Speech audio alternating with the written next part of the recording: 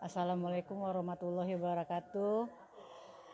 Pada hari ini saya alhamdulillah bisa hadir di acara mengenai sholat sadar Allah yang dipimpin oleh Pak Pur, dan saya mengalami sendiri tentang sholat 5 waktu itu setelah saya mengikuti ilmu yang diberikan Pak Pur untuk mengenal tentang atau menyadari sadar Allah itu dalam bacaan-bacaan sholat saya. Sebelumnya saya sholat itu kadang-kadang buru-buru, dan semua bacaan yang saya baca kadang-kadang saya tidak menyadari arti apa itu bacaan itu, sehingga saya kurang menyadari bahwa Allah itu dekat sama saya. Nah, setelah saya ikut pengajian sadar Allah ini, saya merasakan bahwa semua kalimat-kalimat yang ada dalam sholat itu sangat berarti sekali bagi saya. Setiap ucapan Allahu Akbar, saya merasakan Allah itu dekat sama saya. Semua ucapan yang saya ucapkan dari iftitah sampai Al-Fatihah dan doa, semuanya saya sadari tidak terburu-buru. Saya menyadari dengan saya merasa Allah itu dekat sama saya, sehingga saya sholat itu sangat berarti sekali dan tidak merasakan buru-buru lagi. Sadar Allah itu betul-betul mengena di hati saya.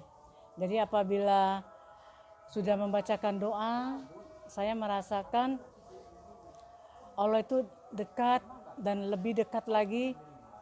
Setiap ucapan itu Allah itu ada di situ. Jadi bagi jamaah yang belum bisa memahami untuk bisa dekat sama Allah dalam setiap sholatnya, bisa juga mengikuti yang saya alami ini dengan menyadari bahwa setiap ucapan-ucapan untuk sholat itu bisa menghasilkan suatu kesadaran kita terhadap Allah. Kita bisa merasakan Allah itu dekat secara kita perlahan, kita mengingat Allah, dengan perlahan kita mendekat kepada Allah. Setiap ucapan yang kita ucapkan itu semuanya adalah Allah. Itu pasti akan bisa kita rasakan setelah kita mengikuti itu semua dengan perasaan dan pikiran kita bahwa kita itu dekat sama Allah. Jadi kesimpulannya, setiap ucapan-ucapan sholat kita usahakan kita sadar Allah, bahwa Allah itu dekat sama kita, sehingga sholat kita tidak akan pernah terburu-buru lagi, dan insya Allah hati kita akan tenang, jiwa kita juga tenang, dan Allah itu ada, dan kita tidak boleh menghayalkan atau kita berangan-angan Allah itu seperti apa.